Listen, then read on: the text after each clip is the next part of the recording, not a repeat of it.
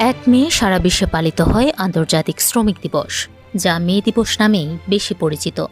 একসময় ইউরোপের বিভিন্ন দেশে 1 মে বসন্তের উৎসব পালনের দিন ছিল। গ্রিক ও রোমান সভ্যতায় যার উল্লেখ মেলে। তবে পরবর্তীকালে এই দিনটি ইতিহাসে বিশেষ স্থান করে নেয় শ্রমজীবী মানুষের আন্দোলনের এক বেদনাবিধুর আর বিজয়গাথার দিন হিসেবে। কিন্তু সেটি কিভাবে? অষ্টাদশ শতাব্দী পর্যন্ত শ্রমজীবী মানুষের অবস্থা ছিল দুর্বিষহ। তারা মানবেতর জীবনযাপন করতে বাধ্য ছিলেন। কর্মদিবস ছিল 12 থেকে 16 ঘন্টা পর্যন্ত। মজুরি ছিল জীবন ধারণের জন্য অপ্রতুল। আর তাতেই তাদের মধ্যে অসন্তোষ দানা বাঁধতে থাকে। এরই মধ্যে স্কটিশ শ্রমিক বান্ধব উদ্যোক্তা রবার্ট ওয়েন 1817 সালে তার ঐতিহাসিক 8 ঘন্টা কাজ, 8 ঘন্টা মনোরঞ্জন ও 8 ঘন্টা বিশ্রাম এই চিন্তা